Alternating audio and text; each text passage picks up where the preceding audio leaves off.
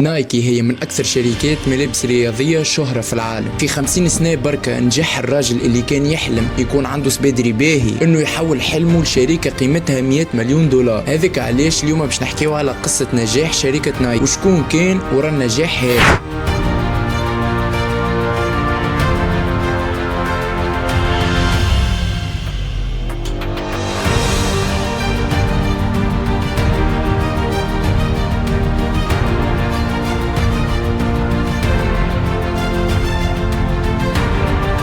تو باش نرجع بيكم العام 1962. في العام هذا تخرج فايل من جامعة ستانفورد. بعد ما تخرج جاته مشكلة أي واحد تخرج جديد من كلية إدارة الأعمال، ولهنا حب يبدأ مشروعه الخاص. معظمهم كي يبداو من الأول ما يلقاوش الفكرة المناسبة، لكن خاينا الحمد لله لقاه، خاطر لاحظ الكاميراوات اليابانيات بدات تتعرف وبدات تتباع في السوق الأمريكي على حساب الكاميراوات الألمانيات اللي كانت مشهورة في أمريكا وقتها. وقال في نفسه زعما تنجم تنافس الأحذية اليابانية الأحذية الألمانية في السوق الأمريكي. وفي عام 1963 صيي وخينا قرر انه باش يستورد الاحذيه من اليابان ويبيعهم في امريكا، وكان في حد ذاته مقتنع انه المشروع نتاعو باش ينتشر وباش ينجح. بالرغم انه الاحذيه اليابانيه ما كانتش منتشره وقت في الولايات المتحده الامريكيه، لكن خينا ما استسلمش وقال لك انا باش نكون اول واحد نعمل الفكره هذه. عرف فايل انه باش يستغل الحكايه هذه لازم انه يوقع اتفاق مع شركه يابانيه تصنع في الاحذيه الرياضيه باش ينجم يستورد منها ويبيعها في الولايات المتحده الامريكيه.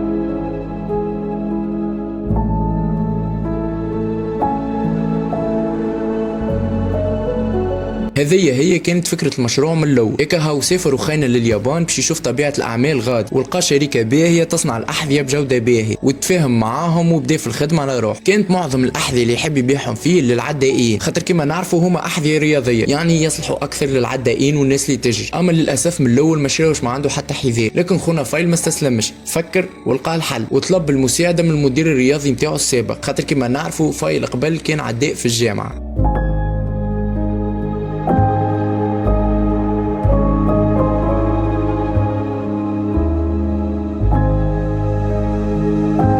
ياك هاو الفكرة عجبت المدرب وقرروا انهم يبداو في الشراكة مع بعض. في عام 1965 اسسوا شركة لاون روبور سبورت واستثمروا فيها 500 ألف دولار كل واحد، وبديت الخدمة صحيحة تو. وتصوروا في عام بركة وفي عام 1966 ارتفعت مبيعات الشركة ل 20 ألف دولار كما قلت لكم في عام بركة، وانه في عام من بعد حل كل واحد فيهم محله الخاص ولا يبيع في الاحذية. بعدها خاينا فايل حب يكتشف كيفاش تصنع الاحذية هذه. يا اخي قعد يدرس ويبحث، وكان ديما يتواصل مع شركة في اليابان ويعطيهم فازات جديدة باش يحطهم في السبادريات. كان ديما زاد يحب يشوف السبادري كيف يجيه من اليابان وكيفاش قاعد يتصنع ويبدا يشوف فيه كيفاه. ومن بعد اخذ القرار الاهم في حياته انه صيب باش يفسخ التعاقد نتاعو مع الشركه اللي في اليابان وانه باش يولي يصنع في الاحذيه وحده. ومن غادي بدات شركه نايكي.